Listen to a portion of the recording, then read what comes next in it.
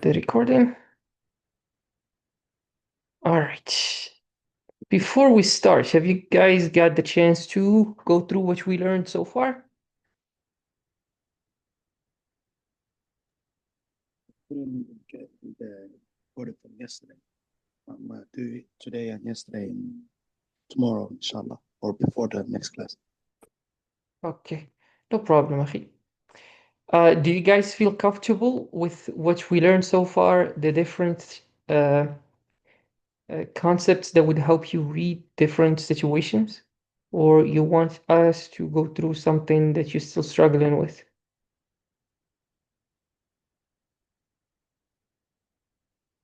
If any of you guys have anything specific that it's not clear yet, make sure to ask me before we move into how to write.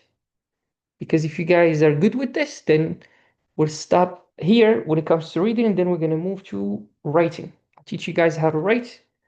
And as you are learning how to write, you will learn some things that have to do with reading too, inshallah.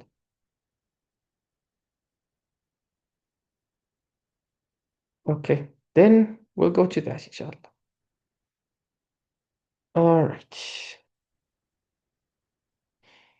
Can you guys see my screen?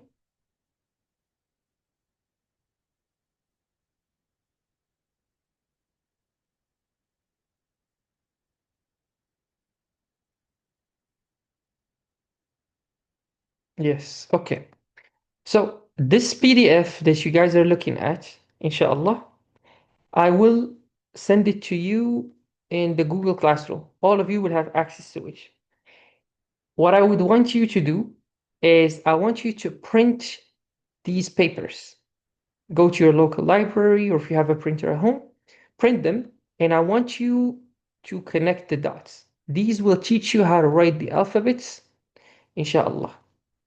And then the choice is yours. I never force people to do homework, but I always encourage it, because if you don't do it, it's your loss. If you want, you can take pictures of you doing the work and you can submit it. I'll create a homework section, and then you can submit pictures of the homework. You don't get like points or anything. We don't have such a system. It's just for your own benefit. If you don't do it, you'll always struggle with how to write the alphabets. So what I would like you to do is, as you are writing this one, you pronounce it like u, e, and you do it again, again, again. So you will write each alphabet 25 times with different harakat, and you guys should be comfortable by the end of this PDF with how to write different alphabets. But what you guys need to learn is how to write actual words. If I'm telling you these words, you should be able to figure out what I'm telling you and how to write them, inshallah.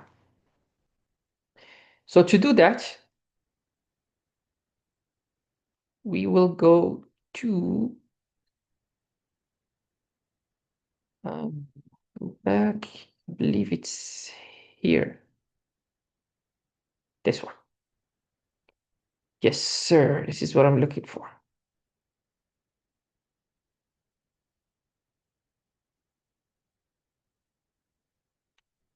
This one should be clear for now. This one, I'll drop it for you guys.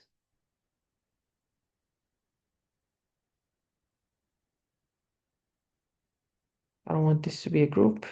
Let me just open a regular one. Okay. So now we're going to start with the hardest alphabet to write, because this alphabet has so many rules when it comes to how to write it. I will not teach you all of them, but I'll teach you about 60% of them, because the other 40% are very rare, but we're going to learn them along the way, inshallah. So today's lesson is going to be about this specific alphabet, how to write it. This PDF follows a specific structure, so I want you guys to be very familiar with it, because the entire PDF, and you're going to notice, follows the same structure, inshallah. So the first thing is harfu al-alif. This harf specifically is very unique in the Arabic language. It is considered the king of the Arabic language. And because of that, it has some specific rules to it. For example, we don't write two alifs next to each other because they're considered two kings. We can't have two kings in one place. One of them must take over. And that's a very unique rule with the alif. And you're going to notice how it manifests in different situations. So, the first thing is telling you here, أشكال حرف الألف, the different shapes that the letter alif takes. They're telling you how it looks usually at the beginning of a word, alif, then the middle of a word, and the end of a word. أول الكلمة, وسط الكلمة, آخر الكلمة. At the beginning of a word, the alif usually is written this way. Why? Because we have, as I told you, the letters have different categories. One of them is what we call الحروف المتصلة and الحروف المنفصلة. حروف means letters, منفصلة means connected. I'm sorry, منفصلة means disconnected, and متصلة means connected. What do we mean by that? Well, because I've already shared this with the other group, I'll pull it from the other group and I'll send it here, inshallah.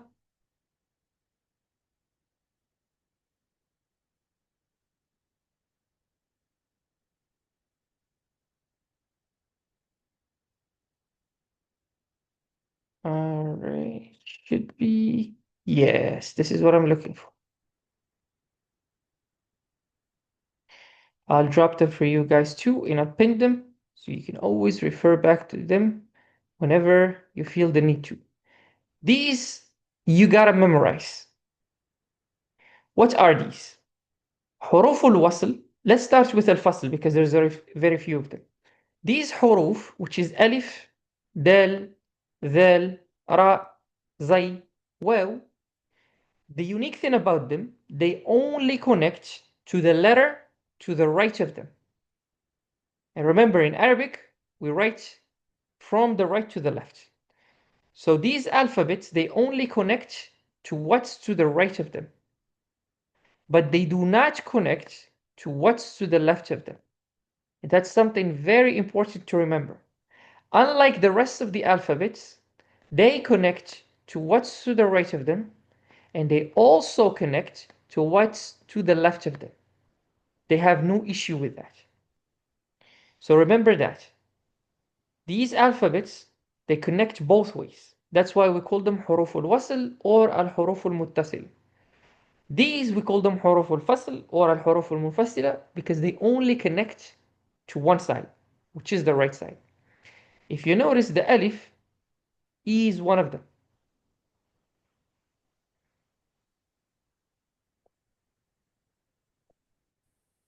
Now let's go back to the PDF.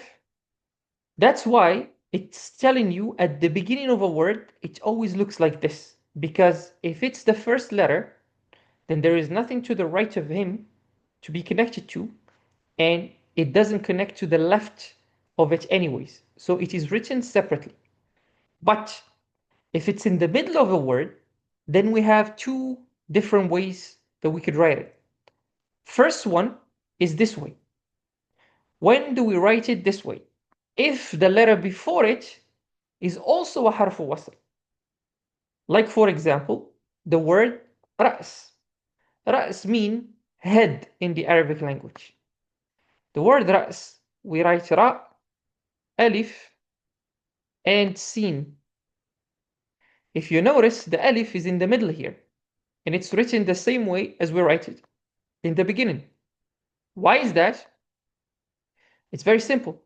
Because the alphabet before it, if we go back here, is also from huruf al-fasl, meaning does not connect to the left of it. So what happens here?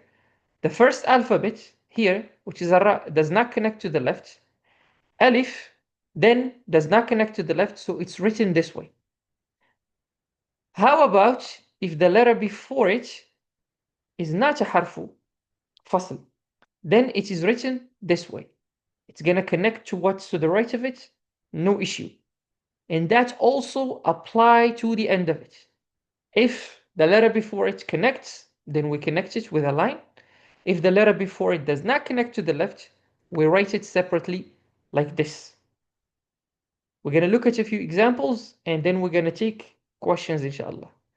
For example, the word sa'ala, which means asked. If you notice, the sin is a harf wasl, it connects. The alif is in the middle, so we're going to connect it. But we do not connect it to the letter to the left of it, because it doesn't do that. So we have lam here, it's not connected to the alif. Here it came at the beginning of a word, arnabun. If you notice, the ra also does not connect to the left. And because of that, when we switch them here in qara'a, alif came at the very end and it's not connected because the ra also doesn't connect. So it's very, very much important for you guys to memorize. You don't have to memorize everything. The trick is to know these. If you know these, then you know the ones that do not connect to the left. Every other letter, there's no issue with it. So pay attention to this. These letters that do not connect to the left, sometimes they come next to each other, so we do not connect them when we write. We write them separately. Any questions before we move to the rest of this alphabet, inshallah?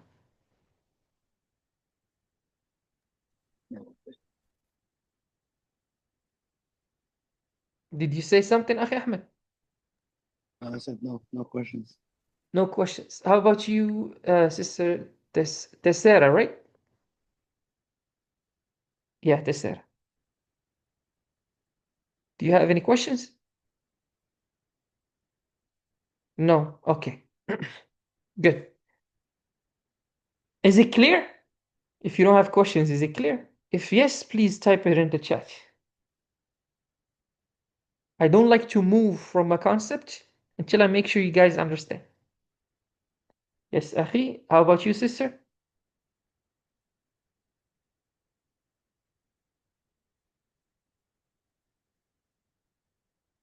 Can you explain again the last part, what you said? Sure.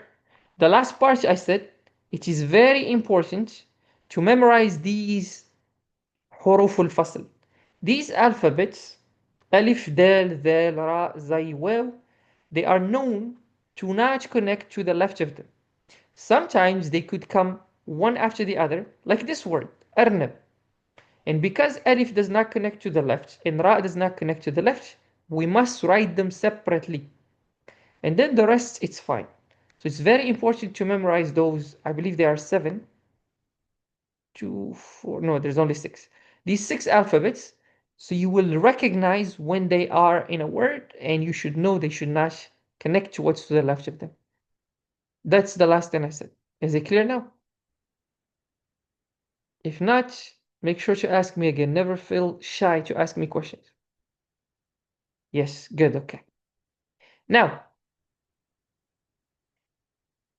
sometimes, now this is what I'm going to say is advanced, but it's very important for you guys to know. The Arabic language is considered, there is a debate about it. Is it a descendant of the Aramaic language? Because we have 2 Aramaic languages. We have the ancient Aramaic that is lost today. We have remnants of it. And then there is the modern Aramaic, which is the one that Jesus spoke. They say the mother Aramaic is the origin of Hebrew, Arabic, and modern Aramaic. Second theory says Arabic is the actual origin of all these alphabets, and it's much older. Nevertheless, because Arabic is so old, and sometimes we have different opinions on specific topics, one of the things that the Arabs, the linguistics, have been debating about, which is the alphabets. What are the alphabets? Now, we do have an alphabet that you guys will see sometimes written as this, and you're going to notice this. They call this alif. And then we have this alphabet is Hamza. Usually the 2 schools of thought when it comes to school, just like we have Maliki, Hanafi, and stuff like that in fiqh, In Arabic, we usually refer to them as the Basra in Kufa. These two areas, they developed the modern Arabic language that we know of today. One of them holds the opinion that the Alif and the Hamza are two different alphabets. So they consider there's 29 alphabets, not 28. That's one school of thought. The other one believe that they are one alphabet. It's just this Hamza appears here sometimes. And it has to do with how the Alif functions. These two school of thoughts have different rules to treat these situations. The classical Arabic that we use today did find a solution to make the two work together. So I'm going to teach you only the rules that have to do with the two. Maybe if you go to ancient books, for example, Al-Kitab by a guy called Sibawayh. Sibawayh to the Arabic language is like Bukhari to Ilm al-Hadith. He's like the ultimate guy. He's the master of the Arabic grammar. If you go to his books, you will find some funky rules, but that's only if you are really interested in going in very deep into the language.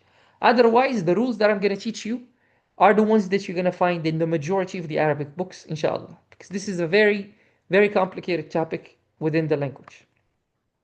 Why did I say all of this? Because this is going to help us with what we're going to learn. You're going to notice that when we have fatha, they have the hamza on top of the alif. When we have the dhamma, they have the hamza on top of the alif, but it could be on top of the waw. When we have the kasra, it could be under the alif, it could be under a ya. And we have sukoon, it could be on an alif, or it could be on its own, the hamza on its own. And that's what I'm going to explain a little further, inshallah, a little more. Now, at the beginning of a word, if the alif with the hamza has a fatha, we put the hamza on top of the alif and we put the fatha like this.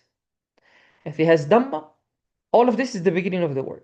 If it has a dhamma, we put the hamza on top of the alif, no issue. If it has a kasra, we put the hamza below the alif. We never start with sukoon. That's why we have an X here. Arabs never start with a sukoon, and they always stop on a sukoon, except if there is fathatain. This is something very important to remember. How about in the middle of a word? Now, this is what's gonna get really complicated. So I want you guys to remember this rule that I'm gonna explain right now. Pay attention, because this is very important. We have kasra, then we have dhamma, then we have fatha, then we have sukoon. Wait, let me remember. I believe this is the correct order. Kasra or dhamma, fatha, kasra, sukoon. 1 second. I just want to make sure of something quickly.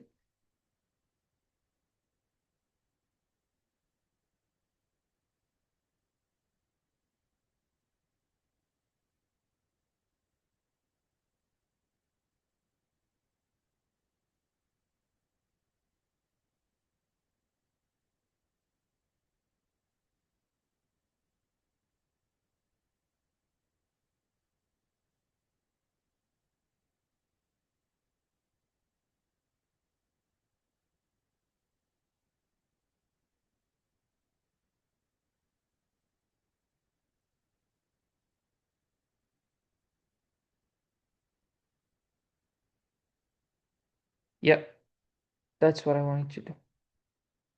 So, this is the correct order.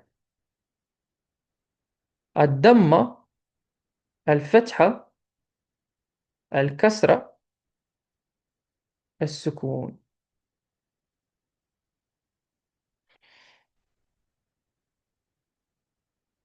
This symbol in mathematics shows you that something is greater than something else or stronger than something else. Now, these harakat, dhamma, or specifically this haraka damma, is considered the strongest haraka. Right after it, we have fatha. Right after it, we have kasra. Right after it, we have sukun. Why do we need to know this? Okay. The reason why we need to know this is because when we have hamza in the middle of a word, let's take ba, for example, here, and then we have here hamza. We're supposed to write hamza. And let's say we have kasra, and then we have alif.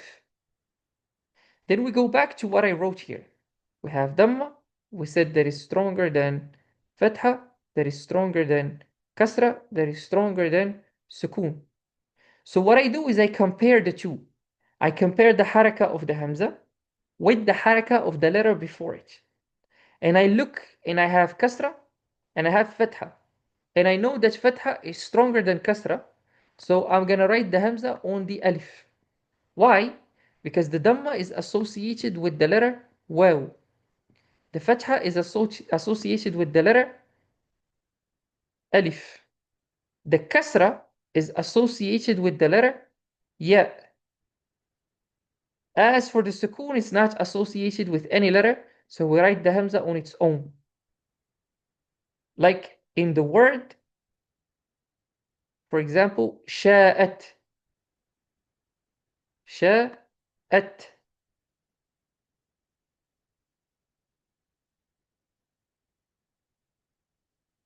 In this case, we write it on the line without any alphabet. Let's take examples. For example, the word ba'sun. Ba'sun. We say la ba's. No problem. If we take the word ba's, usually we write it like this. Ba'sun. The question is, but misery in Arabic is bu'sun. We write bu'sun like this. It's literally the same alphabets, but why do we write one on a alif and one on a waw? Does any of you know the answer? One is ba'sun on a hamza on a alif. One is bu'sun, we have the hamza on the waw. No. How about you, sister? From what I explained, can you figure out why? For the first one, the reason why you wrote it on the alif is because there is fatah before that. Mhm. And then for the second one, there is tumma before. There Wow. is half of the answer. I still need the second half.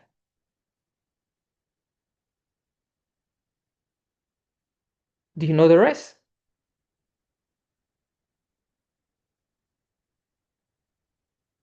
I don't know. Okay, no issue. But you gave me half of the answer, and that's good, mashallah.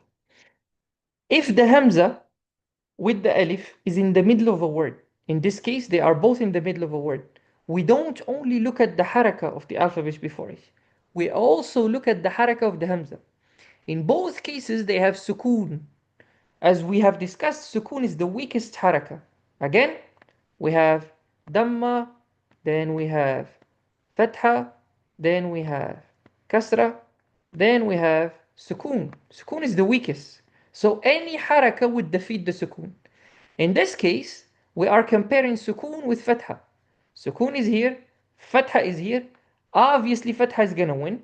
That's why we put it on the alif. But here we have bu'sun, so we are comparing sukun to dhamma.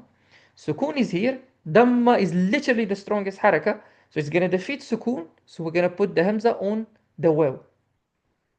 So when we are writing the hamza in the middle of a word, we compare the haraka of the hamza with the haraka of the letter before it. Let's take another example, and then I'm going to have you guys tell me where we're going to put the hamza. Let's start with Ahmed. Can you unmute أخي? Yes, sir. Okay. The word فأس. فأس, which means axe. ف has a فتحة. The hamza has a sukun. Where should I put the hamza? On a alif? On a waw? On a ya? Or just on its own? And justify your answer. Go ahead. Can you say that again, please? فأس. Yeah. And Yeah.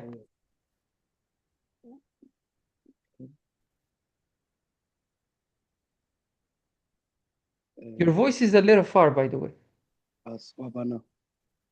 It's still a little far. I think you're away from the microphone. Something wrong with my phone. Give me 2 seconds. Okay. What about now? A little better. I think I don't know, something wrong with my phone. I'm gonna fix it later on. But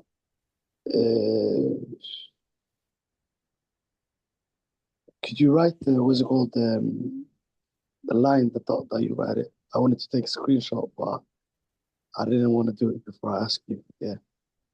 Of course you can take a screenshot.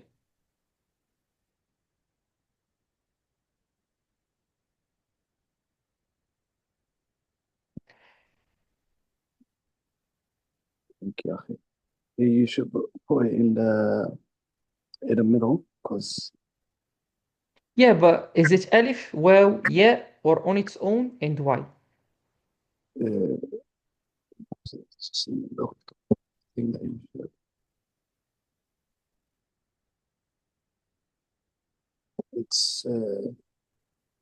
It's on its own. On its own. Okay, Tessera, do you agree with him?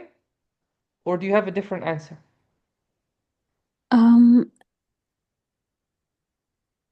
We write alif and then on the top Why you said alif? because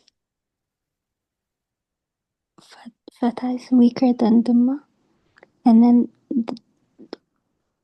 Fatha is weaker than Dhamma, okay? the letter fa, it has fatha. Why do So you care about the Dhamma? Because what we care about is the haraka of the Hamza and the haraka of the letter before it. I said the word is fa'asun, and the haraka of the Hamza is sukun, and the haraka of the letter before it is fatha. So Dhamma means absolutely nothing to us in this example. So what you should be comparing is the sukun in fatha. okay. And if we compare, this is the sukun, and this is the fatha, which one is stronger between these two? Fatha. Fatha. And if fatha is stronger, meaning fatha 1, what letter is associated with fatha? Alif. Alif. That's why we put it on alif. Next example. Yeah, I'm sorry to interrupt you. If you could just write fatha and stuff on the line that you wrote for me, so I could just take a better screenshot. You mean this line? Yeah, but like each meaning of it, like in a wording instead of Arabic alphabet. Do you understand me? I don't, Akhi. Can you explain it, Akhi? Dhamma with alphabetic Dhamma. It's No, actually easier with symbols. with the symbols, but the definition of each one, yeah. Because it's gonna be very hard to write it this way.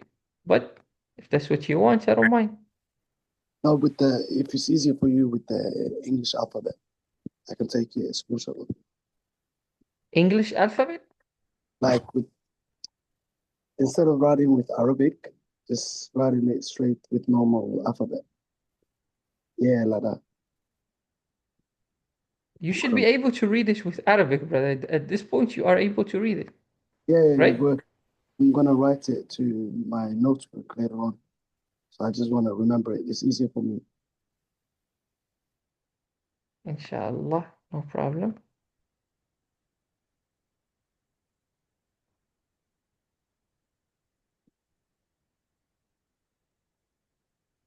You should memorize these harakat and what they are called anyways.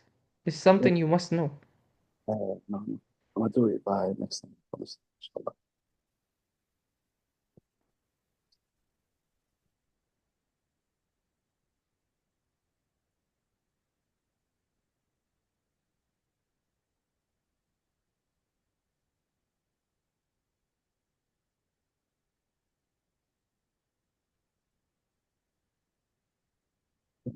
All right, take a screenshot.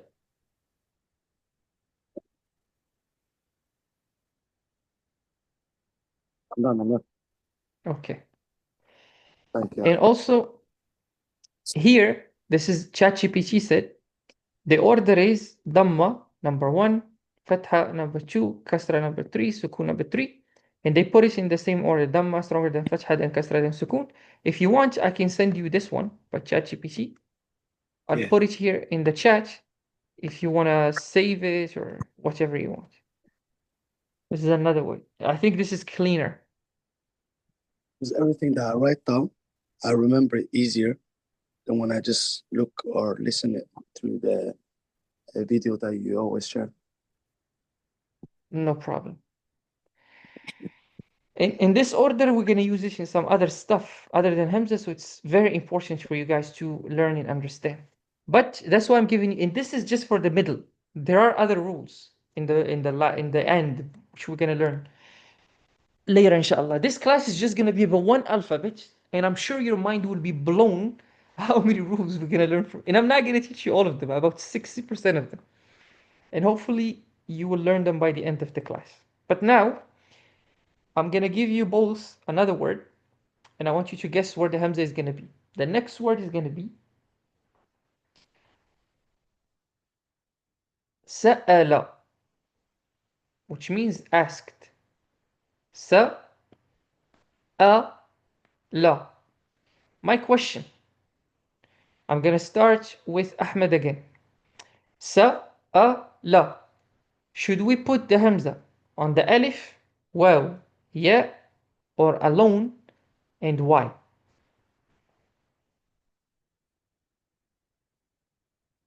Go ahead, أخي. Problem with it. Yeah. Before the sa, because of its fatha, and we don't worry about the after, if I remember it correctly. So the So- Hamza has fatha and the sin has fatha. Sa'ala. You only look. If the alphabet, if the Hamza is in the middle, you only care about the haraka of the Hamza and the haraka of the letter before it. That's it. You compare the two. It's that simple. So now you have fatha with fatha. You compare the two, you figure out what's the final result, and then whatever wins at the end, you look at the alphabet that's associated with it, and you put the Hamza there. If Dhamma won, put it on Waw. If Fatha won, put it on Alif. If Kasra wins, put it on Ya. If Sukun wins, we don't put it on anything.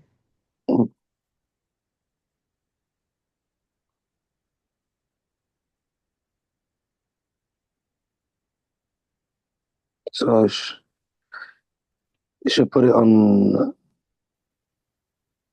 Say the word again. The full word. Sa'ala. You should put it on the alif Why? because of the what's it called again? 2 seconds. The wording, the harif before it is fatha, and the after is fatha. So there's no Not after. Not after. no after. The word before is actually We don't care about fatha. after. Yeah, that's what I mean. Like, the before is fatha, and the wording itself is fatha. So there's no what's it called dhamma. So you should put it on the alif. Good. So now we have Fatha here. In Fatha here. So obviously the winner is Fatha. So we're gonna put the hamza on the alif. Now, the same word, sa'ala means he asked. Su'ila means he is being asked, right? So the word now, su,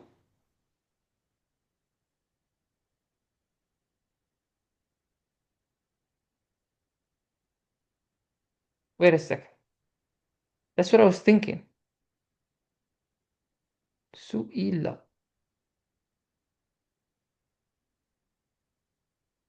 I knew something was wrong. My thing was, as far as I remember, kasra should be the strongest, then dhamma, then fatha, then sukun.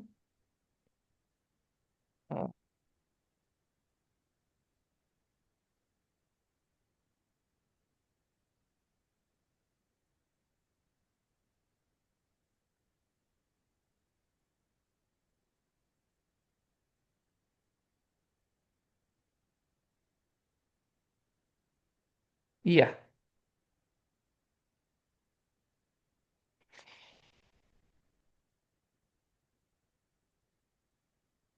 I just need to verify this because I'm pretty sure in the case of the middle,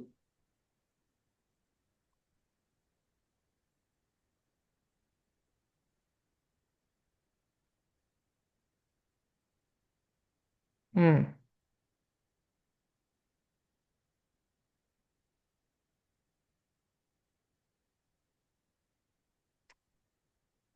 Uh,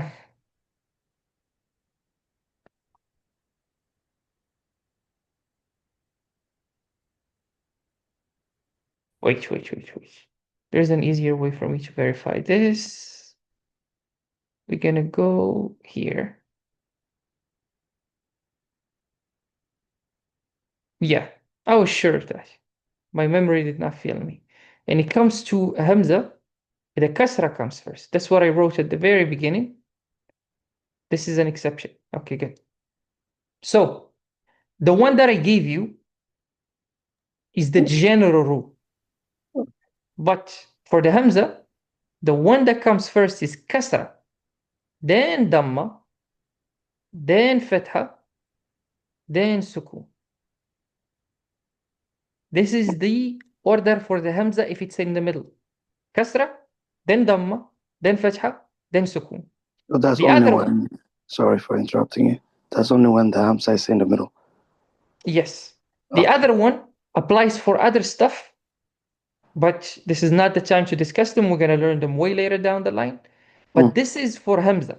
Specifically, this is the order. Here, this PDF specifically, let me pull it up. This one is talking only about the rules of the Hamza. So what we're learning is the stuff in this PDF, inshallah, which I'm going to go them through one by one.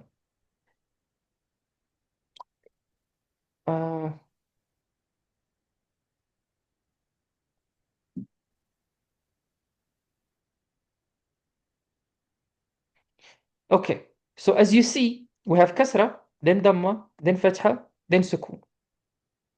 Now, I told you sa'ala. Now, we're going to say he is being asked, which is su,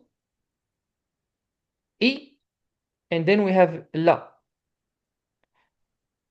Now, we got to put hamza here. Let me put this in again for you. We have kasra, then we have dhamma, then we have fatha, then we have sukun. This is the order. And now here you have kasra and dhamma. Tell me, Ahmed, where should we put the hamza? In dhamma, because Is it alif, waw, ya, or on its own? Come again, say again. It's either alif or waw or ya or on its own. It's with, and say the word, the full word. Su'ila. Su'ila. It's irrelevant what the word is. All you care about, the haraka of the hamza is kasra, and the letter before it is dhamma. You look at this graph, you figure out which one is stronger. Whichever Yeah, wins, you give me the letter associated with it. It's a the simple rule. second one is the stronger one. Which one? Give me 2 seconds. We called it Kasra is stronger. Kasra is stronger, okay. So we put it. So we put, if I remember it correct, we put it on the weaker one than the stronger one, or is it the opposite? No, Kasra, if it's the winner, we put it on ya. Damma, if Okay. it's the winner, we put it on waw. Fatha, if it's the winner, we put it on alif. Sukun, Okay. if it's the winner, we keep it on its own. So yeah, we put it on the yeah. Correct. We put it on the ya. So su'ila is written this way. But sa'ala is written this way. What makes the difference is just the harakat. Here we have fatha in fatha, so we put it here on a alif. Here we have kasra in damma. Kasra is stronger than damma, so we write it this way. If you could, sorry for interrupting again. Like you said, on Kasra we put it on yeah, and on Dhamma we put it on what? Wow. Well, on Fatha, should we put it on? Kasra we put it on ya. Yeah. Damma we put it on waw. Fatha we put it on alif. Sukun we write it on its own. Hamza. Because I was writing it down, so it's easier for me to remember. Thank you. No problem. Let's take more words. Now I'm gonna have to challenge the sister, see if she's understanding this. Can you unmute Teresa? Yes, Sarah. Okay. The word you're gonna answer is uh رئاسة. رئاسة means presidency. We have فتحة here, ألف here. رئاسة. رئاسة means presidency. My question to you, the Hamza here, should it be on ألف واو or ya? Alif. Why?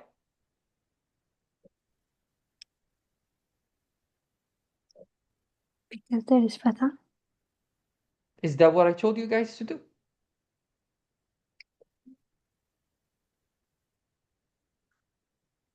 What did I tell you to do, Teres? Check the strongest one. Yeah. So you said there is fatha. What did you compare the fatha to? The letter before. What's the haraka of the letter before? Kisra. Kasra. Which one is stronger? Kisra. Kasra. Then why you said alif? If the kasra is stronger, can it be alif? No. No. Why? Yeah. Yeah, good. And it cannot be on a alif for two reasons. Number one, the one we just spoke about. The second one, we never put two alif next to each other. I said that at the very beginning of the class. The Arabs never put two alifs next to each other because they're considered two kings. And we can't have two kings. رئاسة. So we put it on a ya because the kasra is stronger than the alif. Let's take another word. Let's do مسألة. مسألة.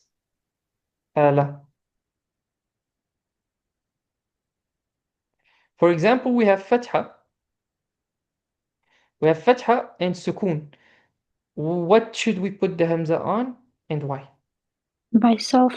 Because the letter before has sukun. And sukun is the weakest.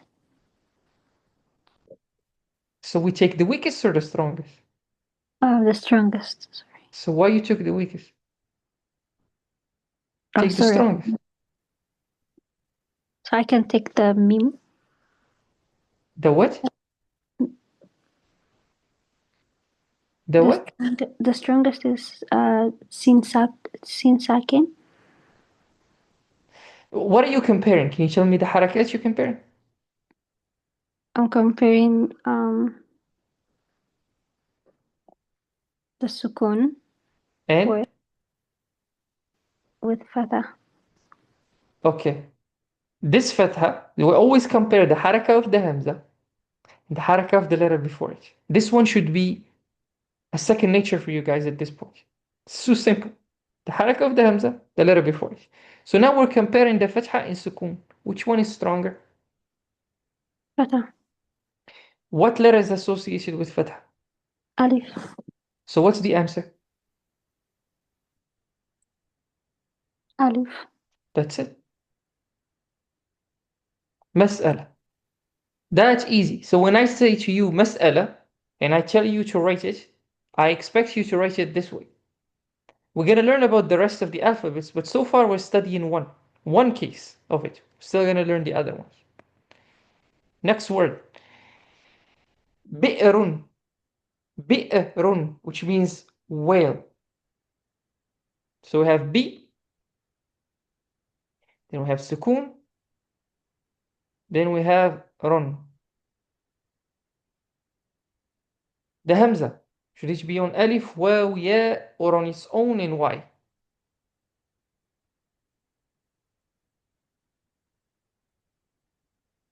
Can you repeat the question?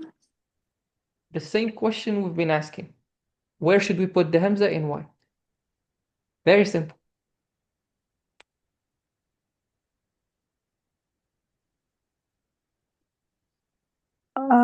On ya. Why? Because Kisra is the strongest. Correct. And then we're going to write it this way. So you're going to look at sukun, you're going to look at kasra. Obviously, kasra is the strongest. So we're going to put it on the ya. That's bi'run. Next one is bu'salatun, which means, what's the word in English? What's the name of it looks like a clock, but it tells you where the north is always. What do you call that in English?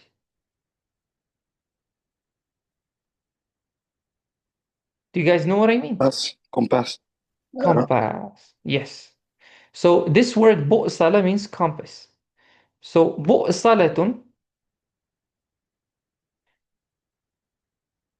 Teresa, we have bu'sala. Can you tell me where we're going to put the hamza and why? On wow. Why? Because Dhamma is the strongest. Correct. That's how we write bu'sala.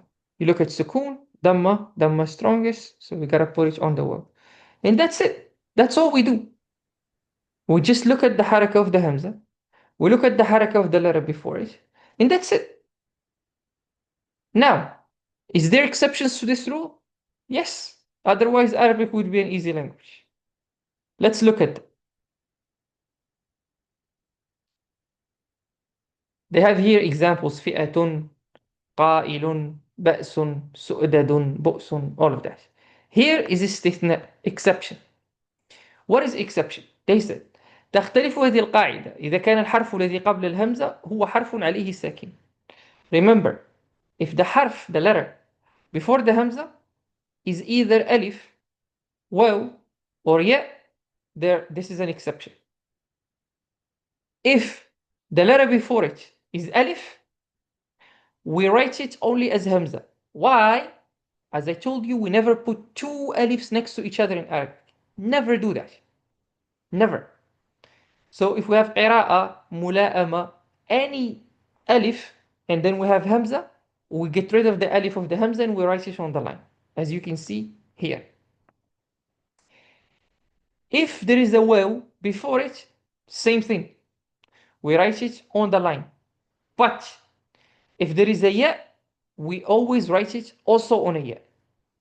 Because the ya is considered, we call it kasratun mushba'a, or ala nabrati kursi, meaning it's a kasra, but it's loaded. So it's considered a very strong kasra, and we write it on the ya.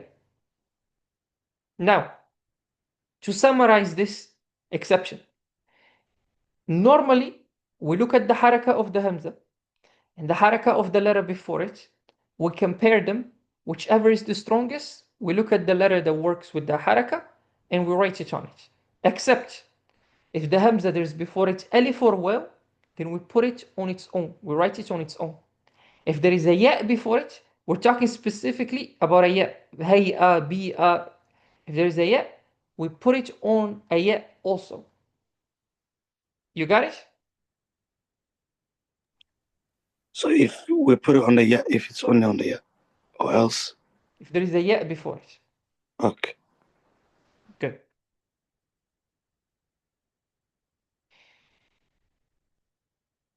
So if I tell you guys to summarize what we learned so far, who of you would like to volunteer and do that? Before we look at what happens at the end of a word. Because the end of the word is very simple. I can do it. If this is that once she can take it. Go ahead. From what we learned at the Yeah. start of the class. No. Just about this hamza if it's in the middle.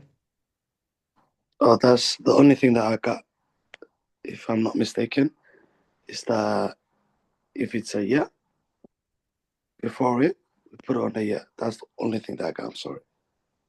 You don't remember anything else I said? No, it just flew over my head when you asked, because I blacked out. Sorry. Okay, how about you, sister?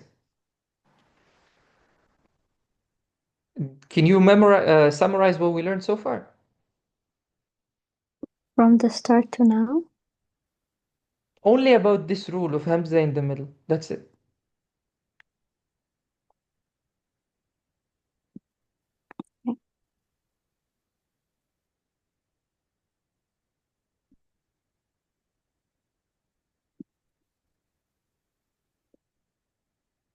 If you're speaking, I can't hear you, by the way.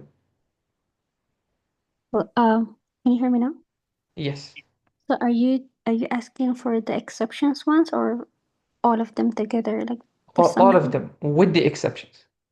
So can you summarize everything we learned? Not really. Okay. Okay, could you just repeat it one last time? I will Sorry. do that, but I want you guys to remember what I'm going to explain now. Yes. And since I'm summarizing, I'm going to summarize from the beginning of the class. So you guys will keep up.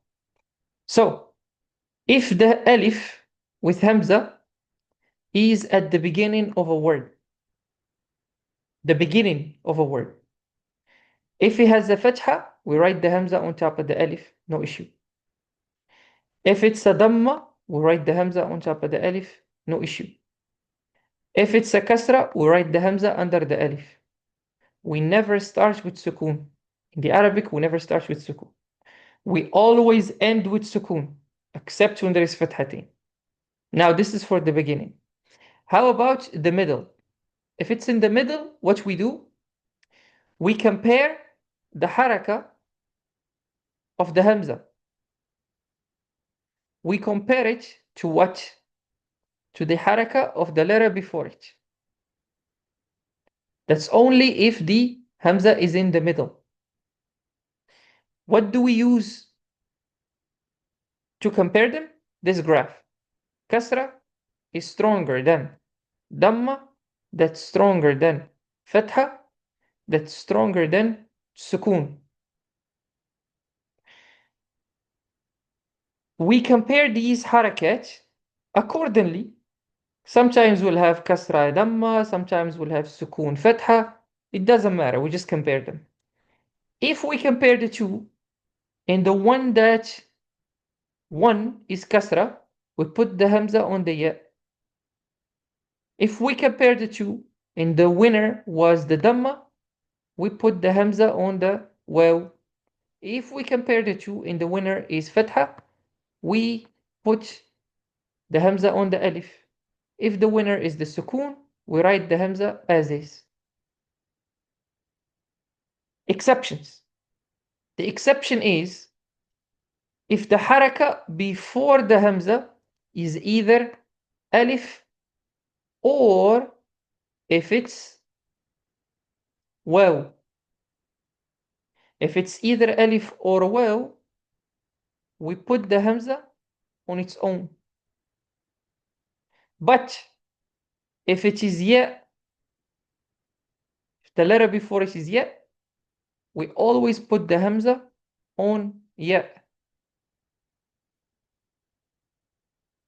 That's all we learned so far. Any questions about this? Please go ahead.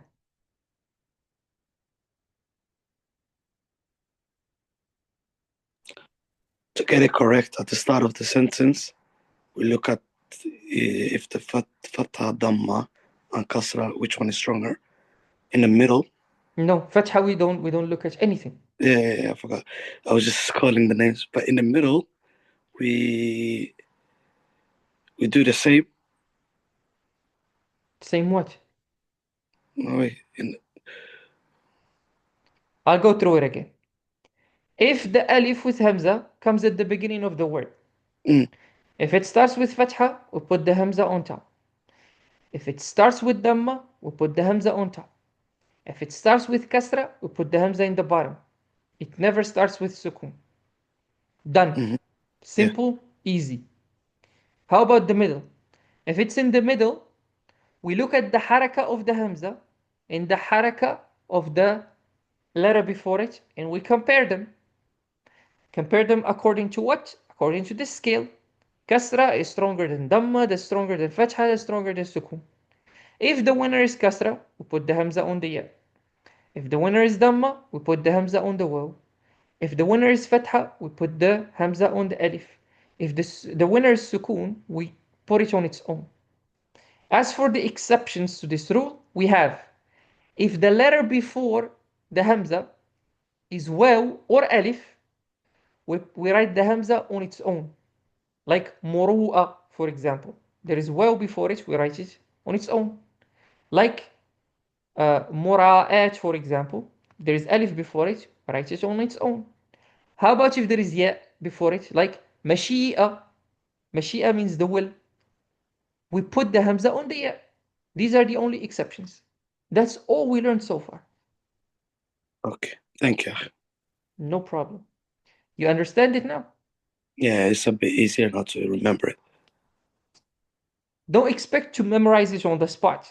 That's why I always encourage you, go re-watch the videos.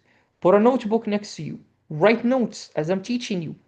Go through the notes again. Otherwise, you will not learn anything. If you guys think Arabic is an easy language, you can just watch a video and you will learn, you're mistaken. What I'm showing you now is -5 of the difficulty of the Arabic. -5. I can go to 100. Like, you guys have no clue how complicated this language is. So make sure you understand everything we're learning, because the difficulty will start compiling. And I don't want you guys to feel like it's insanely difficult, because it's not. If you keep up with it, I swear it's not. Inshallah. Any questions? Do not hesitate. Any questions about this? Let me know before we move to the third case. If it's okay with you, I'm going to take a screenshot of these two. No problem. You don't need to, because it's in the video, but it's up to you. No, because because the video takes a couple of hours before you upload it. So if I put it on my notebook straight away, I'm going to remember it. Okay, let me know when you're done, and I'll remove it to move to the next one. I'm done now. Thank you. No problem. Now, we have the last case, which is if the hamza is at the end of a word. That one is very easy, by the way. Or the second easy. The easiest is at the beginning. If the alif with the hamza comes at the very end of the word, we look only at the haraka of the letter before it. We don't care about the haraka of the hamza in this case. I repeat, if the alif with hamza comes at the very end of a word, we do not care about the haraka of the hamza. We only look at the haraka of the alphabet before it. If the haraka of the alphabet before it is kasra, we put it on a ya.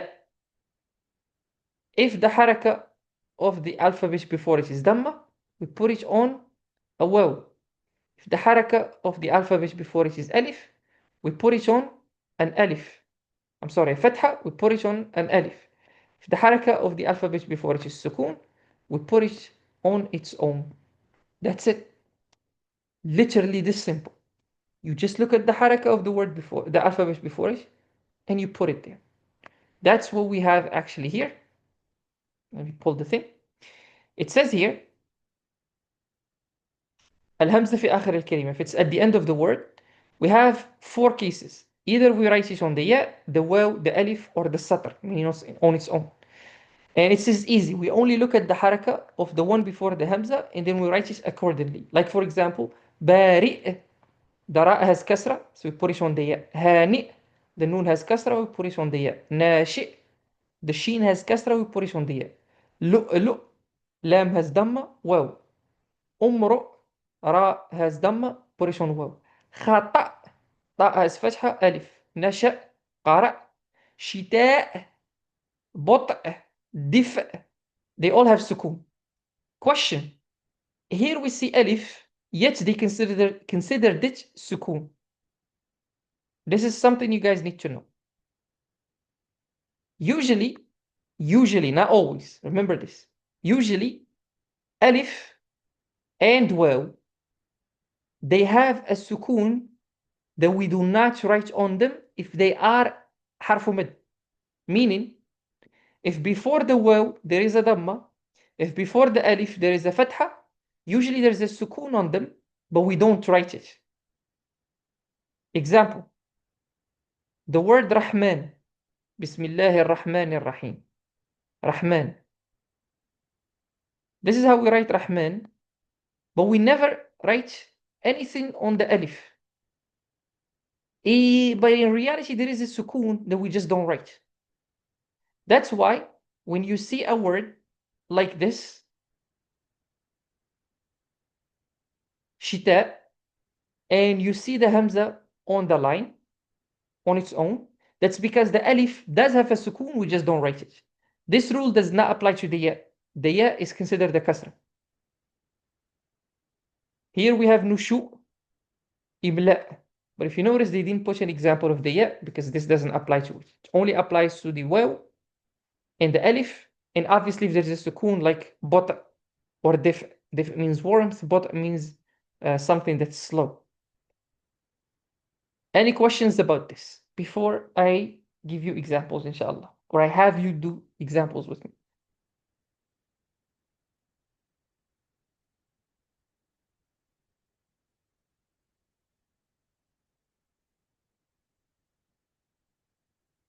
No, beautiful. This one is actually very easy. Now, let's start with Ahmed. Ahmed, if I tell you the word Jafa, Jafa is if someone, Jafa, Jafa is someone who is dry-hearted. He has no compassion in his heart. We say he has Jafa. Now, the Hamza at the end, should it be on a alif, waw, ya, or on its own, and why? Give me 2 seconds.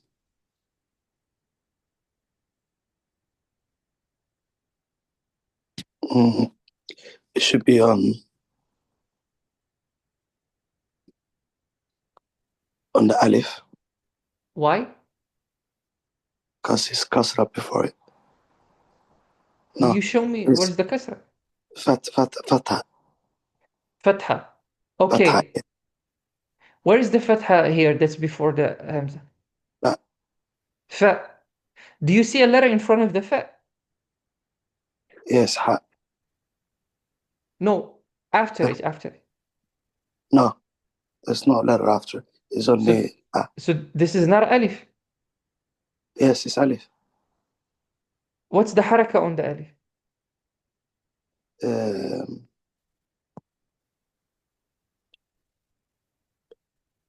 I don't get it. Come again?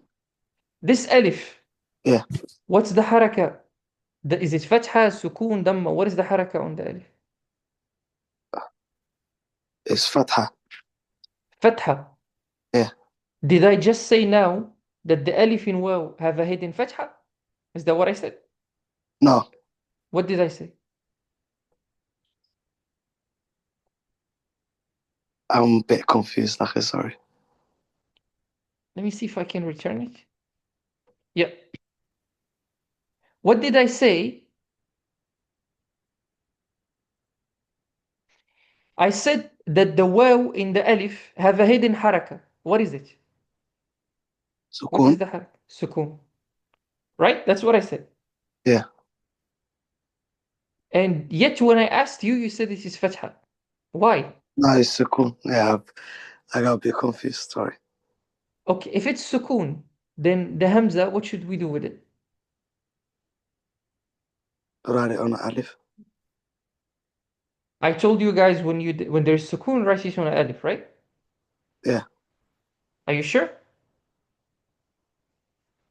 Look at the notes that you have.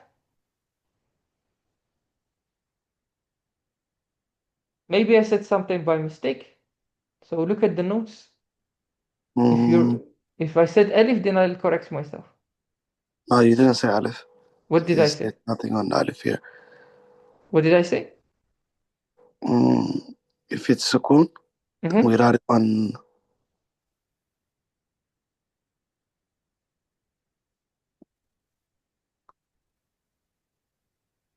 On its own, right? Yeah. I see it now. I was just looking through my screenshots. Sorry. You just write it on its own. If there's sukun, Yeah. you write it by itself. That's simple. Shafa. Next word is, remember this, akhi, very important.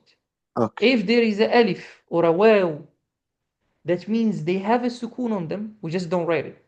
Do you like math, akhi? Mathematics? Nah, I No? hate math. Yeah, You hate but math. it depends. Okay.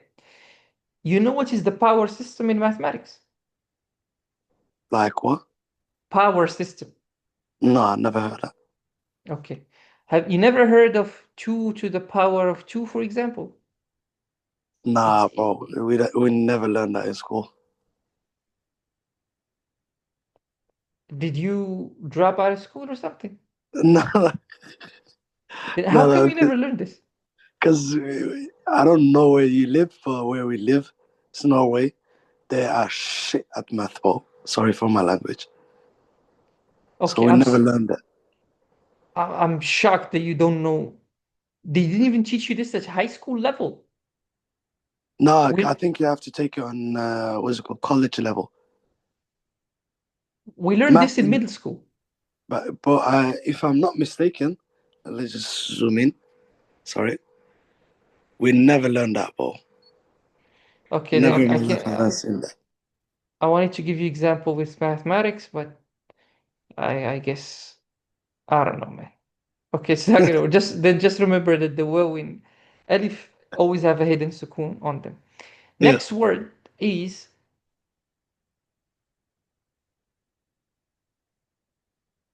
Sahra.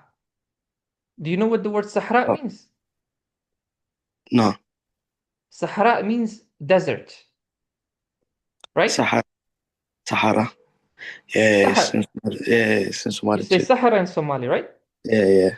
Okay, so Sahara. My question to you, the Hamza here, should it be on Alif or waw or ya or on its own, and why? Since it's Alif Lasa its own, On its own, okay, why is that? because it's what's it called again? Wait, let me see what you wrote.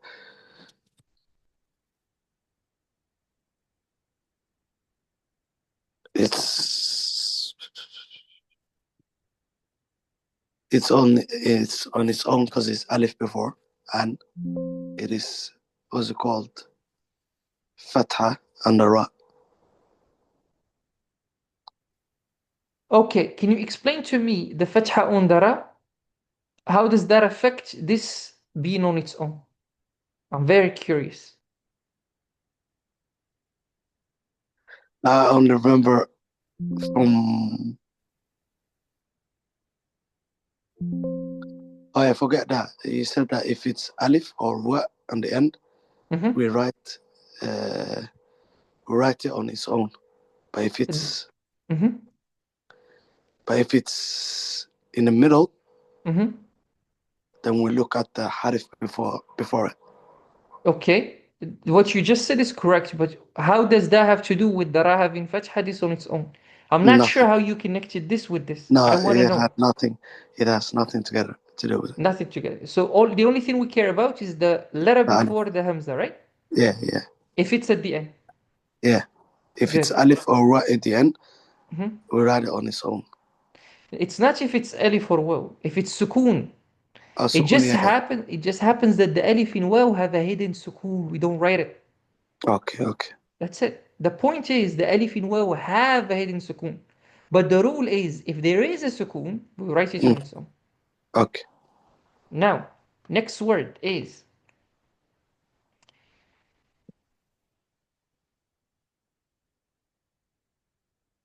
bari'a. Bari'a. This one is gonna be, you know what? No, I'm not gonna do exception because there are some words that are exceptions, like bari'a.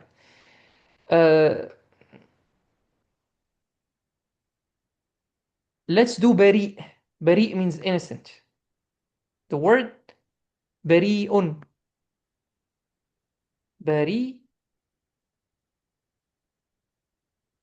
What should we write this on?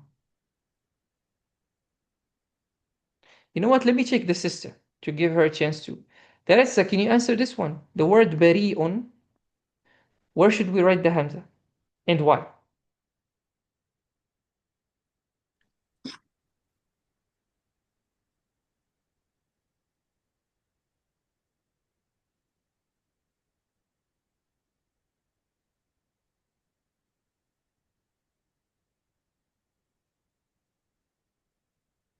Um,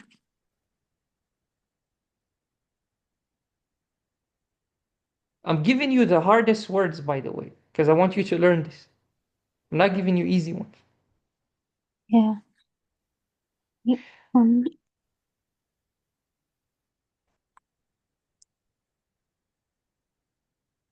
Um, Andrea, Why?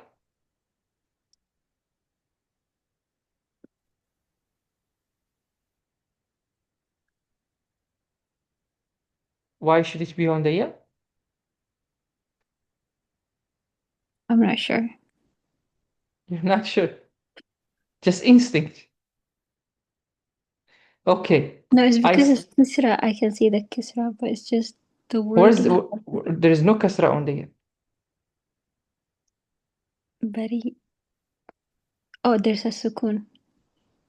No, there is not a sukun. I said something, if you remember. I said the sukun is only on the alif and the waw, but the ya is considered a very strong kasra. Remember when I said that? Yeah. Yes. So the ya is considered a very strong kasra, so we'll treat it as a kasra. And if there is a kasra before the hamza, where do we write the hamza? Yeah, right? Yeah. That's why yeah. Math, Oh, math in Arabic are very similar. You will feel like you're solving equations when you are writing in Arabic. so we write it on the top of yeah. Yes, this is a yeah. Later we'll learn that yeah, if it's at the end of a word, we write it like this. Okay. Next word. Asma. Like we say, Asma'u bintu Abi Bakr. You guys know who that is, right? No. Good. She's also the wife of Az-Zubayr ibn al-Awwam. This is her name, Asma. My question to you, sister, where should we write the Hamza and why? By itself because Alif has sukun. Good. That's why. أسماء. Now, let's do the word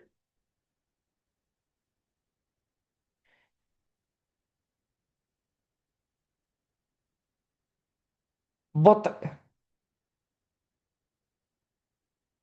بطء. What should I do with the hamza and why?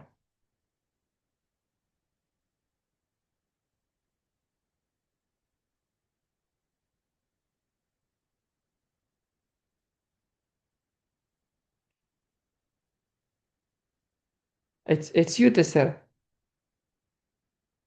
Oh. What is the word? بطء. بطء. بطء. It's irrelevant. I want to know where should I put the hamza?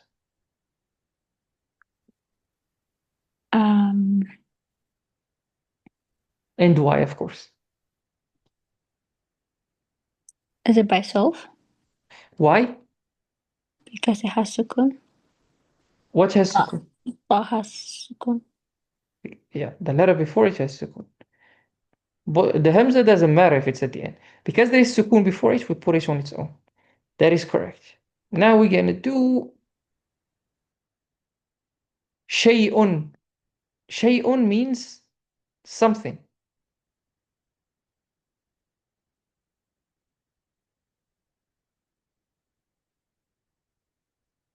Where should we put the hamza?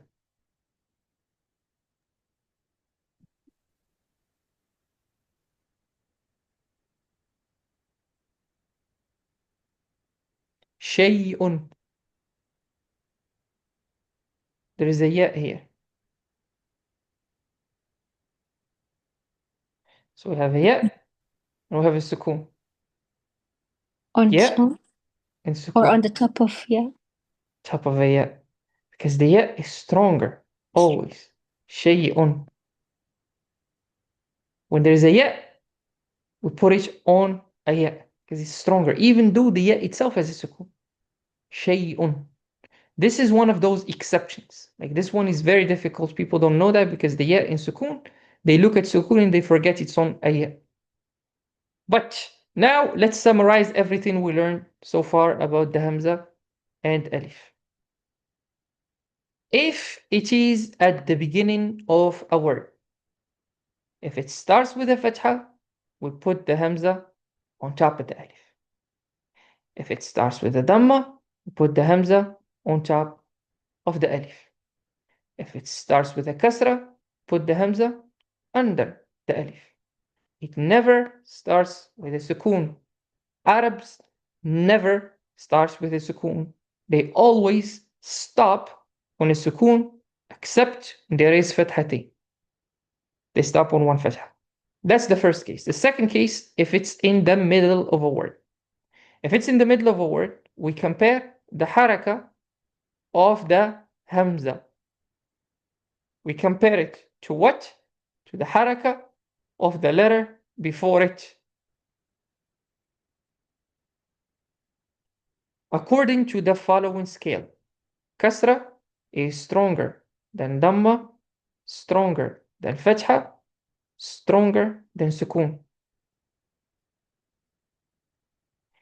If the winner is the kasra, we put the hamza on the ya. If the winner is the dhamma, we put the hamza on the waw.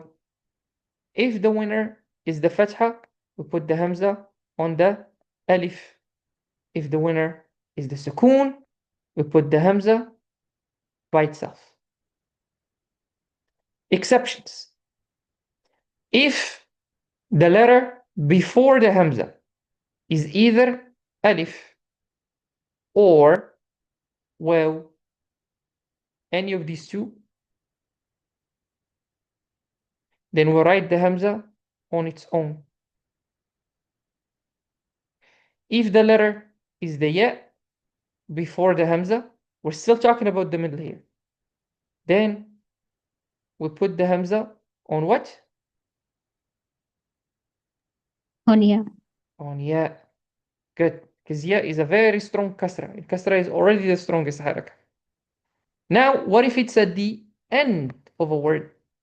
If it's at the end of a word, we only look at the haraka of the letter before it.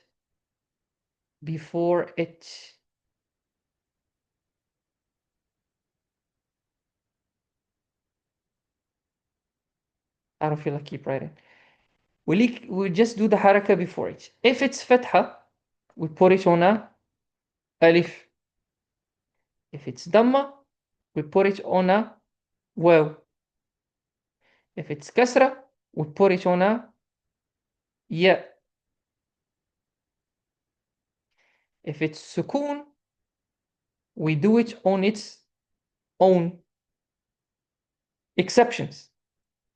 If the haraka before it is alif or waw, we put it on its own. Why? Because the alif in the waw have a heading sukoon on top of them. If the haraka before them is the ya, we put the hamza on what? Ya. Because ya, again, is a very strong kasra. What you have in front of you is the rules of the alif and how to write it if it's in the beginning, if it's in the middle, if it's in the end. And I promise you, all the other alphabets are 10 times easier than the alif, except for ta. Ta is also complicated. But all the other alphabets, they follow one system. Very simple system. The alif is just crazy because of what I told you at the very beginning. Some people consider alif and hamza two different alphabets. Some people consider them one alphabet with, like the Christian God, with two different manifestations. But it's one alphabet, two persons. And what you're looking at is the solution to make them both work. On a more deep level, there are far more rules than what you are looking at now, but that's depending of which of the two opinions you take. If you consider them two different alphabets, holy cow, there's so many rules. If you consider them one alphabet, there's lesser rules, but more than what you're looking at now. But this is like the baby version of it. If this sounds complicated, you have no clue how many rules you don't see. This is about 60% of them.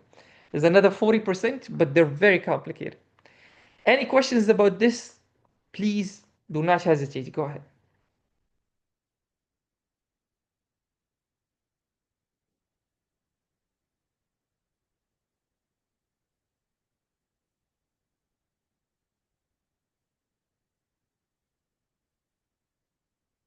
Okay. No questions? Did you understand it? If you did, please type 1.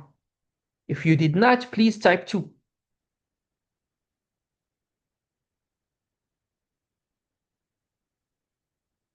Good. Alhamdulillah. Alhamdulillah. Alhamdulillah. You guys understood it. Now, we learned the rules of the Hamza. So now when you're going to look at this table, I wouldn't say care too much about it, but what it's telling you, if it's at the beginning of the word and there's alif, you could write it this way. It's in the middle, they're giving you one case. There are 3 others. A hamza could be on the waw, could be on the ya, it could be on its own if it's in the middle. Same thing with the end. Then we have the dhamma, then we have the kasra. If you notice, they said in the middle, even though it's a kasra, they put it on the ya, but here they put it on the alif. This is a mistake. There is no way in the middle of a word, the hamza would be on the ya. If the word is in the middle and it has a kasra, it's either on a ya or on its own, because there is no haraka stronger than the kasra.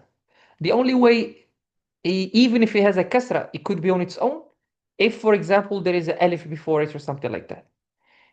And then, as I said, sukoon never starts, and these are the other examples. But the table is just a simplified version of what it could be.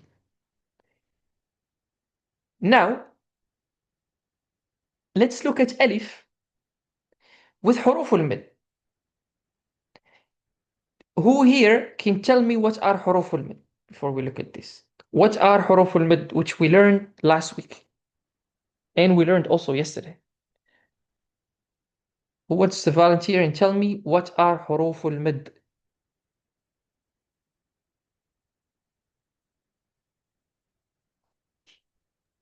ألف واو ياء. Good. Can you tell me when they are considered حروف المد? When is ألف حرف مد? When is واو حرف مد? When is ياء حرف مد?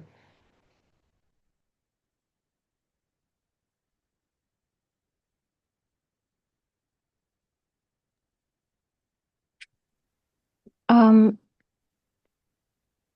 if there's alif, and then the alif comes after fatha, How about واو? after dhamma, How and then about ياء? شوية after kisra. Beautiful. These are حروف المد. That's the definition of حروف المد. So now, the ألف with حروف المد, how does it work? We're gonna go back to ألف. Because I told you before, Arabs never write two alifs next to each other. So we're gonna focus on واو and ياء, then we're gonna go back to ألف, because this is a unique case. If the ألف, we wanna do mad to it with واو, you can see there's واو and there's dhamma on the ألف. It's ooh. Ooh. That's how we write it. And ألف, as I mentioned in the beginning, never connects to the letter to the left of it. So we write them separately. How about ياء? We put kasra on the alif, and obviously the hamza will go below because it's kasra. And we read this as E. Sometimes it could be written this way, E. But how about the alif? Let me break this down for you, inshallah.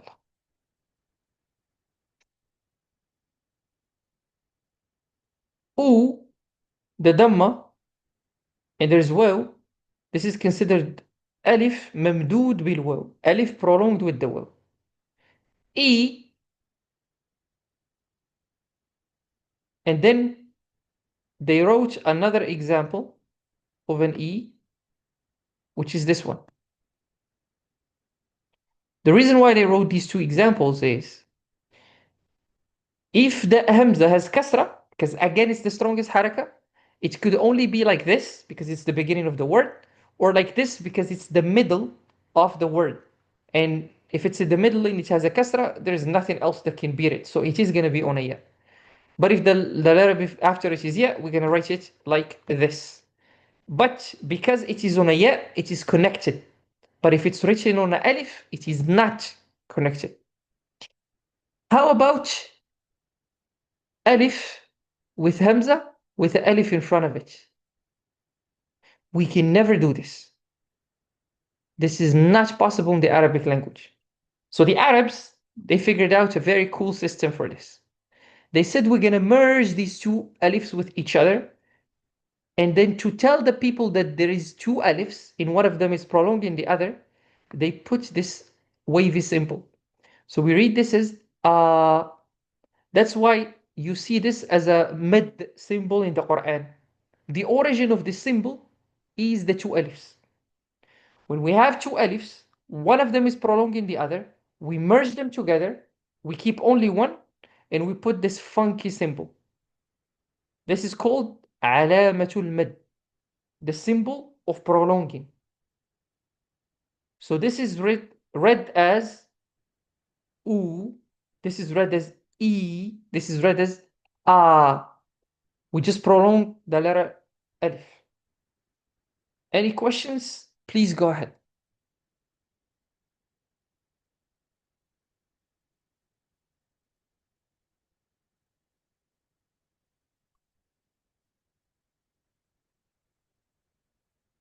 No questions. Alhamdulillah. Let me get rid of all of this. All right. And that's what you're looking at here. This is actually two alifs. There's actually two alifs here. But how do we know that? Because of this little symbol. This is alif prolonged by another alif. So we read this is a, u, e. That's how we write them. Example, ula. Here, as you can see, there's this little symbol, so I have to prolong it. آمال, hopes. آمال, أولى, first. إيناس, which is a name. It's called also mean companionship. Now, we're gonna do exercises, inshallah. So we're gonna start with Ahmed, inshallah. Ahmed, do you have a phone, iPad, computer? What do you use? Yeah, phone. Phone. Okay, you will find a bar in the bottom. One of the options is a pen that says annotate. Can you see it? Yeah. If you click on it, Yes. and now you'll be able to write on my screen. Let me see. Now, you see that? Yeah. Good. I'm gonna tell you simple words, and I want you to write them.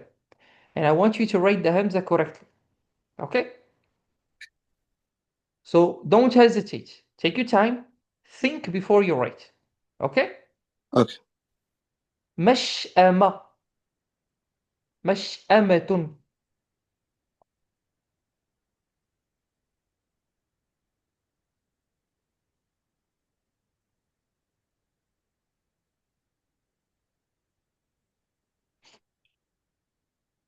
Wait. I'll make it simple for you.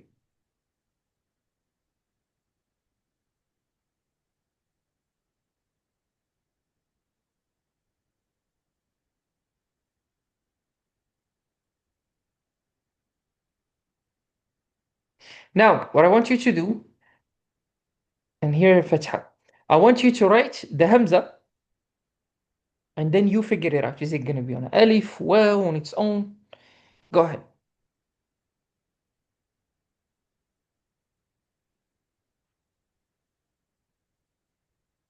It's gonna be on the Alif. Well, write it and then justify your answer. مشأمة. Should I write the whole sentence again, or just through No, what just you? the Hamza. I left that space empty for you.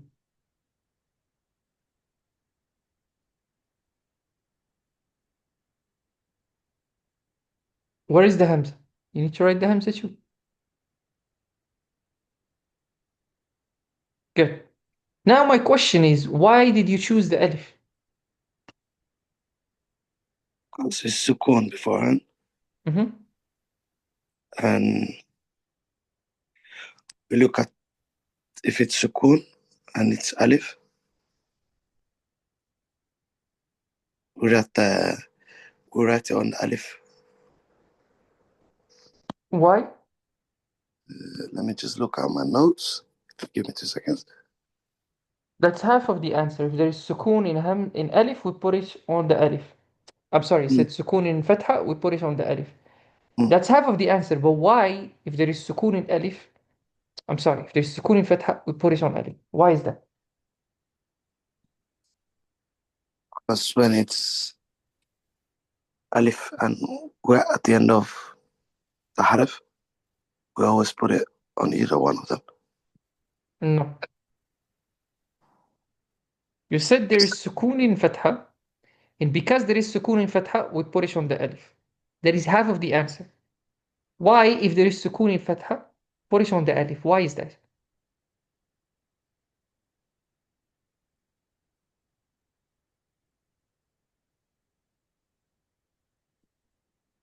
Um, Because the Fatha is stronger than sukun. yeah, I see it now. That means the Fatha is the winner, so we have to put it on Alif, right? Yeah. Good. Next word. It's gonna be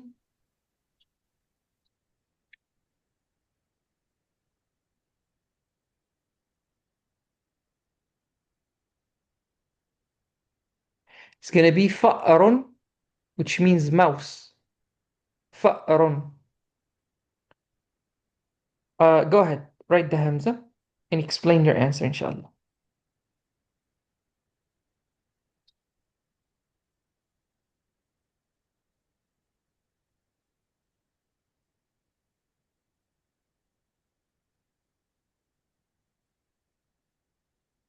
Why? Because uh, it's what's it called? Give me 2 seconds.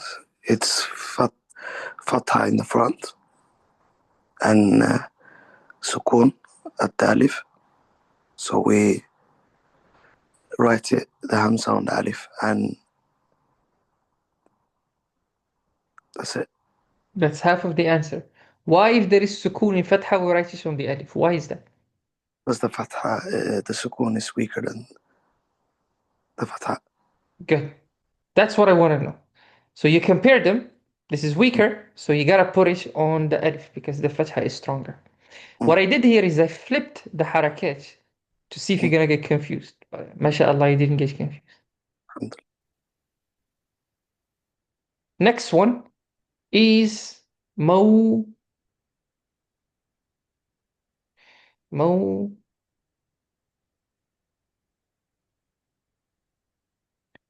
uda. You know there's a verse in the Quran where Allah says, وَإِذَا الْمَوْءُودَةُ سُئِلَتْ. Right? بأي Yeah. ذنب قتلت. موؤودة is the woman or the little girl that's been buried alive. Because some Arabs had this bad habit. That little girl that's buried alive in the Arabic is called موؤودة.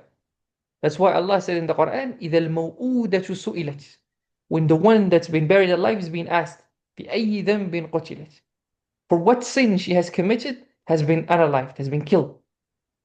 That means Allah will ask her, and the people who did that will be judged. Now, this word maw'uda, the Hamza, can you write it for me and tell me why? Go ahead, Ahmed.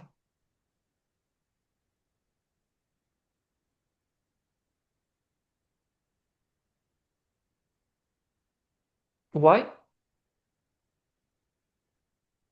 Because, give me 2 seconds. It's Funny how you have to keep looking at the notes. yeah, because on my phone I haven't read it. That's No, fine. not yet. That's fine. You'll have another, inshallah, when you're done this week, you'll have another, I'm sorry, when we're done today, you're going to have an entire week to memorize those terms. Inshallah. Inshallah. No.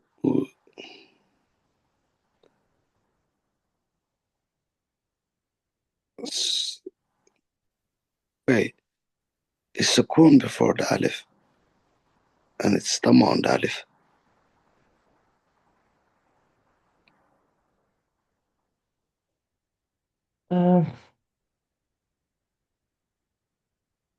This one set me off.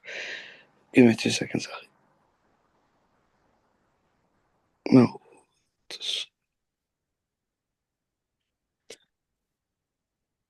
We don't, it's sukun on the what, but we don't connect what with alif. I'm confused. I don't know what you're telling Yeah, me. I'm confused too. Sorry. So all I want to know why you put the Hamza on the alif. That's all I want to know. Because it's sukun before it. So I've been explaining these rules for like an hour. In this entire hour, did I ever say if the Hamza is if it's in the middle of the word and there's sukun before it, put it on the alif? Did I ever say that? No. When you put it like that, you never said it. Okay, so where you got this idea from? Obviously not from me. So I'm not sure where you got this idea from because I didn't say that. No. What did I say about the Hamza if it's in the middle of the word? What do we do? We look at the word before it. The alif before it. That's it? If it's in the middle. And if it's, what's it called? Dhamma, sukun, or fatha. That's not, no. If the Hamza in the middle, what do we do? I'm confused now, sorry. I don't If know. the Hamza, look at the screenshot and tell me, if the Hamza in the middle, what do we do? Mm, What did I say?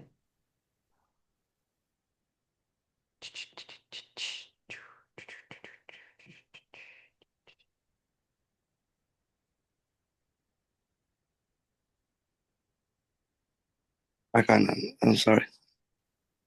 You can't remember? No, I Okay. can't answer it. I said we look at the haraka of the Hamza and the haraka of the letter before it, right? Yeah, What's the haraka of the Hamza here? it's it's Dhamma, What's the haraka of the letter before it? Sukun, Which one is stronger? Dhamma, If Dhamma is the winner, what's the letter that we put the Hamza on? Wa. Wow, beautiful. So now what we're gonna do, we're gonna get rid of this, and then we're gonna put, well, that's the correct answer. Oh, now I get it. Sorry. Next word is masa, which means evening. Masa'un. Can you please write the Hamza and tell me why? Masa'un, which means evening. Go ahead, أخي. It's,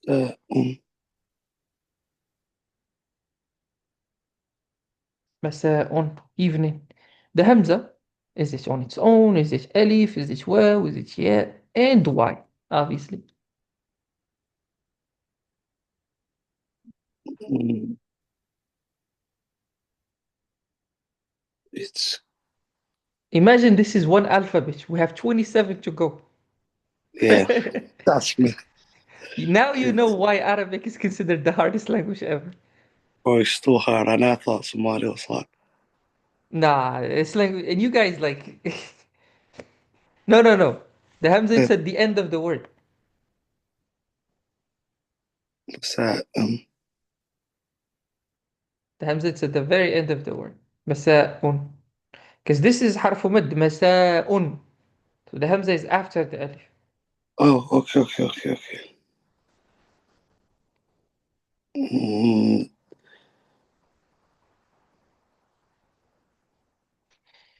we write it on its own. Go ahead. What's that? Let me After just you look. write it, I'll ask you why. I want to know Okay. why you did that. What's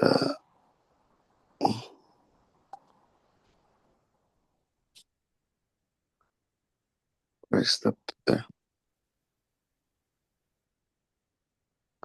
What's what's that? On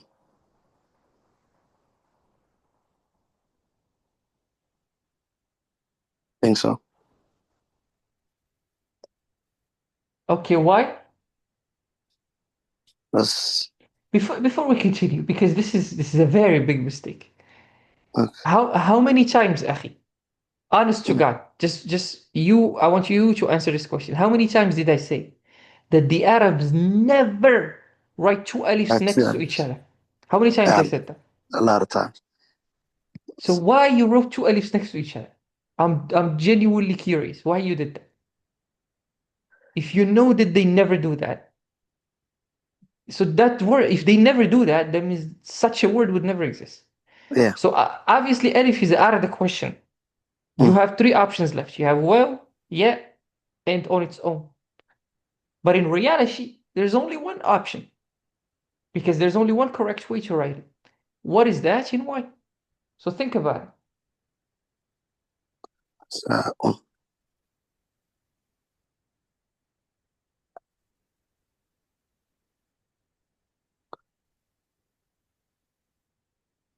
Nah, I'm baffled, bro. That's on. Uh, Mm, okay. The correct answer, أخي, is on its own. The reason why, أخي, because there is a hidden sukun here that we don't write. I told you that if there is a alif or a waw, it's considered there is a hidden sukun.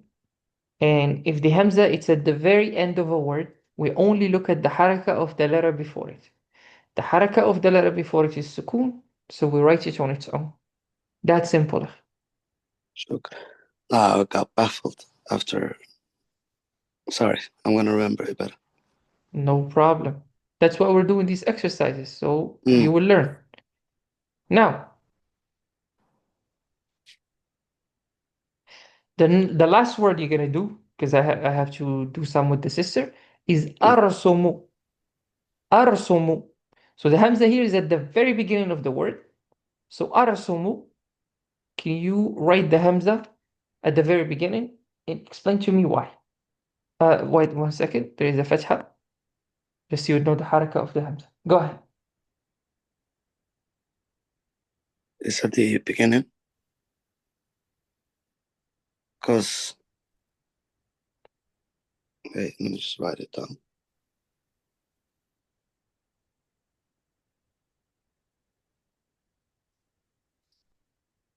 Why? Because it's fatha, and fatha is stronger than sukun. Plus, we don't combine. You said because fatha is stronger than sukun. Is that what you said? Isn't it? No, I'm just checking. Is that what you said? Yeah. Okay. Let me ask you a question. I said when the hamza is at the beginning of the word. Yeah. Did I tell you guys to compare anything? No. No. I told you when the hamza is at the beginning of a word, what do we do? We look at the harf. Yes. If it's fatha or dhamma, you put the hamza on top. If it's kasra, you put hamza in the bottom, right? That's it. So the correct answer would be the hamza should be on top because there is fatha. That's it. That's simple. Okay. You don't need to complicate it, you know? Okay. That's it. Now, what you need to do, Akhi, I know this is the first time you're learning this concept, so you might struggle with this a little bit.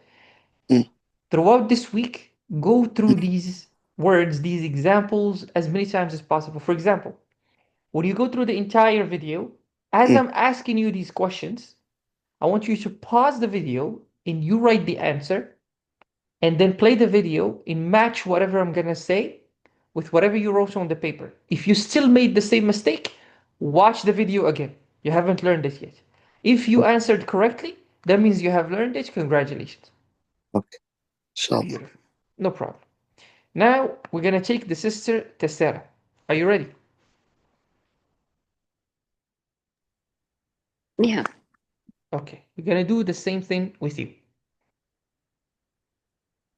The first word is this one.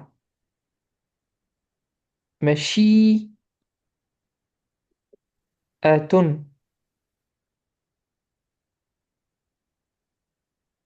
مشيئة. Can you write the hamza and tell me why? Go ahead.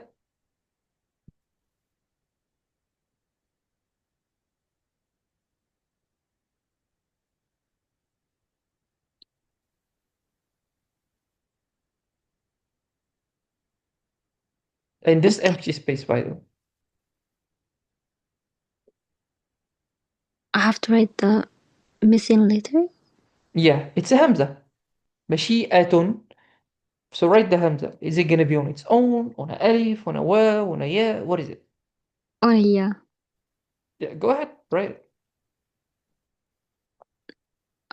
Sorry, I'm having difficulty writing. Are you using your phone? Yeah. Okay. Since you already gave me the answer, I'm gonna do it for you. مشيئة. My question to you, why did you write it on a ya? Because Because the letter before the Hamza has Kisra. So the ya has a kasra.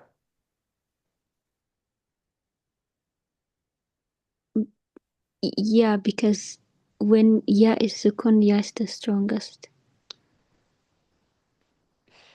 Ya replaces a kasra.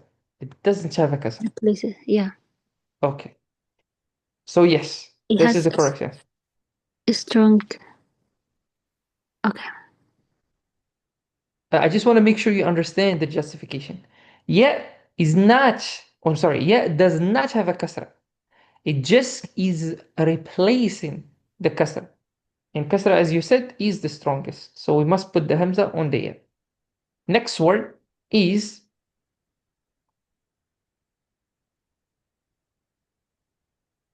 mar'a. Mar'a. You don't have to write it. Just tell me what's the where how should we write the hamza? Mar'a. On top of alif, Why is that? because the letter before it has fatha. The letter before it has the fatha. It has, yeah. The I Hamza has fatha. the hamza has fatha. Okay. Is that the answer? That the hamza has a fatha? Yeah, the Hamza has fatha, Mhm. and compare it with the sukun, and then when we compare it, fatha is the strongest. That's why we write it like that. That's the correct answer. That's what I want to hear. Good. Next one is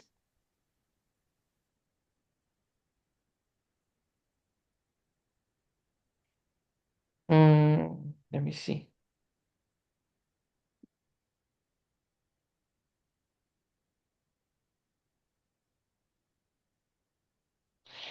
Let's do the word naqa.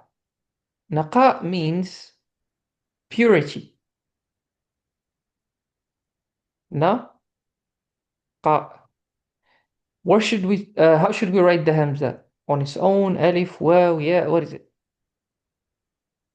On its own, because the alif over there has sukun. Correct. Next one is dif'un, which means warmth. How should we write the hamza? Dif'un. Dif'un, Dif'un. How should we write the hamza?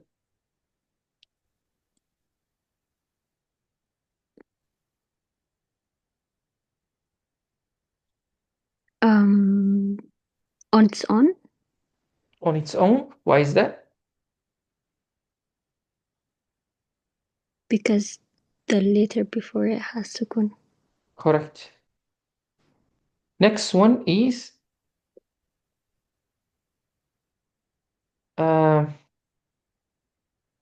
let's do اغسل, which means wash.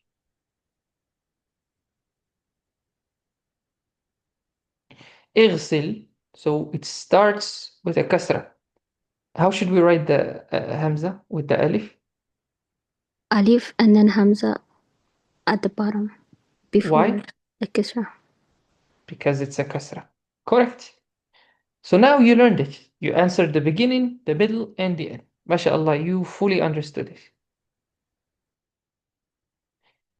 Is it clear now, ikhwa? We still have about 6 more minutes.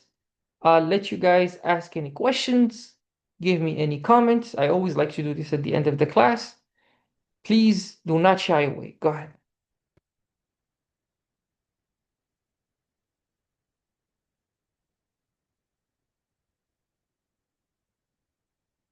I don't have any questions. How about you, Akhi Ahmed? Not me too. I just need to practice. Inshallah. Inshallah ta'ala. Is my explanation clear? You feel like it's covered everything? Yeah, the thing is, I have like, what's it called? Goldfish memory. So I just need to memorize a couple of more times on my own, and it's easy for me to remember. Inshallah. It's fine, akhi. Uh, I just want to clarify a few things. Number one is don't let the difficulty of the language discourage you, because anybody who tells you Arabic is easy is lying to you. I'm not gonna lie to you. Arabic is a very difficult language, but it's not an impossible language to learn. That's number one. Number two, I am not rushing through this. I'm going slow because my goal is not to hit a specific time target. My goal is for you guys to learn. So if you learn fast, that's good. If it takes you a little longer to learn, don't feel guilty, don't feel rushed. Let me know if you feel like I'm going too fast. Let me know. I'll slow down. I do not mind. I don't mind slowing down even more than what I'm teaching right now, because my goal at the end of the day is for you to learn. You already did your part, which is to pay me. I must do my part, which is to teach you. So I'll slow down, I'll answer again, give different examples, record everything, post it for you. I'll do anything I can in my power to make sure you guys learn what you must learn. So just keep that in mind. And Stop. also, sorry, go ahead. No, go ahead, go ahead. Okay. Also, sometimes, because this is something I always try to be careful with. Everybody says that it doesn't seem like it, but I always like to say it just in case. If it seems like, as I'm teaching you, as I'm asking you, I'm annoyed or I'm getting angry, that's not the case. Sometimes that's just how I sound like. But when I teach, I actually enjoy teaching. I don't get angry. I don't get annoyed. I just keep asking you questions. Not that I'm angry. It's just I'm trying to push you. I'm trying to make you figure it out. I'm trying to make you make the mistake. So you'll remember the mistakes. So you'll remember how to fix the mistake. That's why I do this. It's not because I'm angry. I don't get angry while I teach. I actually love teaching. So just keep that in mind. I'm not angry when I speak to you. I'm not frustrated. Actually, in fact, it's the opposite. I'm having fun teaching. So keep that in mind. Always feel comfortable. Do not get scared of making a mistake. I want you guys to embrace mistakes because you learn through them. Otherwise, you'll never learn. If you already know everything, you don't make mistakes, that means you don't need me. If you need me, that means you are going to make mistakes. And my job is to correct those mistakes. But first of all, I need to figure out what are the mistakes for me to correct them. You guys get it now?